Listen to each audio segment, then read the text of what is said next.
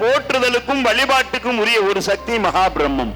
அதுக்கு உருவமில்லை, வடிவமில்லை, நிறமில்லை, மனிதனும் அல்ல. சித்தர்கள், மகான்கள், யோகிகள் எல்லாம் நல்ல ஞானம் உடையவர்கள். சித்தம்னாலே அறிவு, பேரறிவாளர்கள்.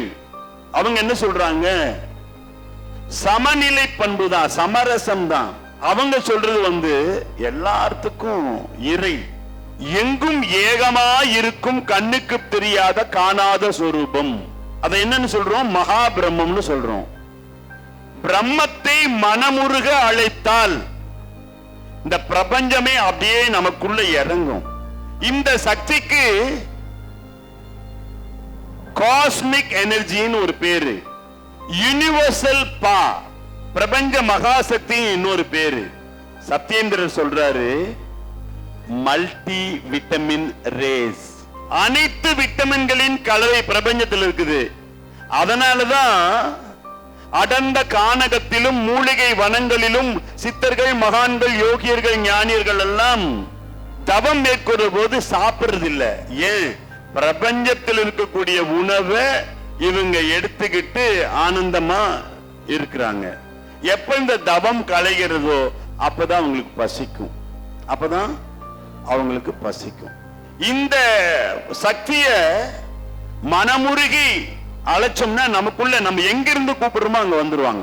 அந்த ஆற்றல் இறங்கிடும். அதுக்கப்புறம் பாசிட்டிவ் வைப்ரேஷன்ஸ், நெகட்டிவ் எதுவுமே இருக்காது. அந்த அருளலை கிடைச்சிருச்சுனாலே நாம எல்லாம் வெற்றியாளர்கள் தான். வாழ்க்கையில தோற்று போக மாட்டோம், ஜெயிச்சுட்டே இருப்போம். அந்த பிரபஞ்ச சக்தி இறங்க இறங்க இறங்க பிரம்மத்தை நீங்க கூப்பிட கூப்பிட கூப்பிட அது வாசம் செய்யும் இடமாக நம்முடைய வீடு மாறிவிடும், நம்முடைய தொழிற்சாலை மாறிடும், எதிர்மறை போயிடும். இந்த ஆற்றலை நம்ம எப்படி எடுத்துக்கிறது அப்படின்னா, கைகளின் மூலமாகவும் கால்களின் மூலமாகவும் தான் எடுத்துக்க முடியும்.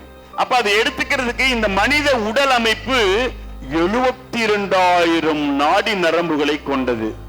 என்னே விந்தை, ஊசி நுனி அளவில் இருக்கும். அதுல பாத்தீங்கன்னா அணுக்களுக்குள்ள மில்லியன் கணக்கான, ஆயிரக்கணக்கான உயிர். அதுல ஒரு உயிர்ல இத்தினூண்டுல கண்ணு, மூக்கு, வாயி, பல்லு, நாக்கு, எத்தனை அதிசயம்! இதான் பிரம்மம்னு சொல்றோம். அந்த சக்திய ஈடு இணை இல்லாதது. பஞ்சபூதத்தை படைச்சது இந்த 5 தான். இந்த உலகமே வாழட்டும்னு கொடுத்தாங்க. முகவரி: ஸ்ரீ சத்யேந்தர் சித்தர் பீடம், சித்தர் மூலிகை ஆராய்ச்சி மையம், 567/2, ரெண்டி சுவாமிகள் சித்த மகா சமாதி, பெருமாள் சுவாமி மலை அடிவாரம், ஆனைமலை, பொள்ளாச்சி, கோவை. தொடர்புக்கு தொலைபேசி எண் 9344833157.